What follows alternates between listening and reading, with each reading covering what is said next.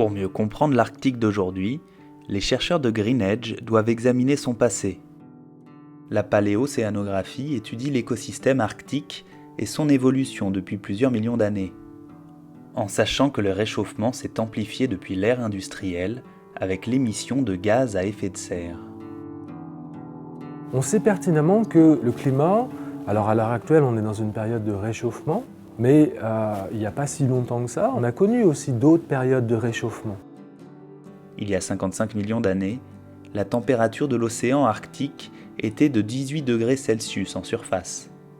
Depuis, elle a considérablement fluctué. Aujourd'hui, l'Arctique se réchauffe 2 fois plus vite que la moyenne globale. Les données satellites montrent que la banquise a perdu 15% de sa superficie et 40% de son épaisseur depuis 1979. Première étape, retracer l'évolution des blooms phytoplanctoniques lors des transitions climatiques passées. Donc nous, c'est notre contribution par exemple au projet qui est vraiment d'essayer de reconstruire quel groupe d'algues vivait en fonction de la présence de glace, de la température de l'océan, éventuellement de la température du fond de l'océan, et voir un petit peu comment la production primaire évoluait pendant ces intervalles. Question importante. Comment les fluctuations climatiques affectaient la floraison ? Jusqu'à quelle latitude s'étendait le bloom lors des périodes de réchauffement ? Tout au fond de l'océan, les sédiments marins aident les chercheurs à reconstruire les conditions du passé.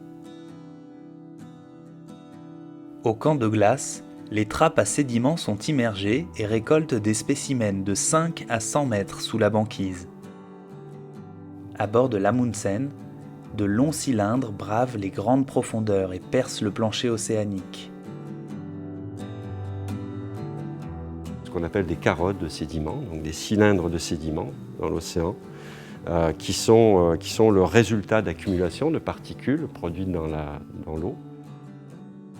Du fond de l'océan, le carottier à gravité casque ramène des carottes de 6 mètres. Dans les eaux moins profondes, le carottier à piston aspire les sédiments comme une seringue sans compromettre les couches ancestrales. Les sédiments sont principalement composés de minéraux et de plancton mort qui ont coulé au fond pour former le plancher océanique. Certaines techniques nous permettent de déterminer la date de chaque couche dans cette carotte, et puis certaines analyses chimiques et biologiques nous permettront de déterminer à chaque année la production de biomasse par la floraison printanière et de remonter le temps jusqu'à 2000 ans en arrière ou bien plus. Comparer le présent au passé est possible grâce aux biomarqueurs.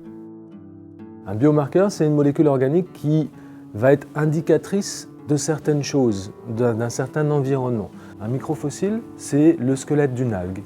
Pour une diatomée, par exemple, qui est une algue bien particulière, qui est toute petite, on va appeler ça un frustule. Et donc il y a des gens qui sont spécialistes des diatomées fossiles, et donc ils vont étudier l'abondance des frustules dans les sédiments, et qui vont être capables de dire « Ah, à telle époque, il faisait plus chaud parce qu'il y avait plus de telle espèce ». On peut utiliser ces bivalves pour regarder dans le passé. Un peu comme sur un arbre qu'on coupe. Et donc sur la coupe, on peut voir les bandes des anneaux de croissance. Donc quand on prélève un coquillage, on regarde les bandes, on attribue une année à chaque bande, ce qui nous permet de remonter dans le temps et de pouvoir déterminer les fluctuations du transfert de biomasse de la surface vers le fond.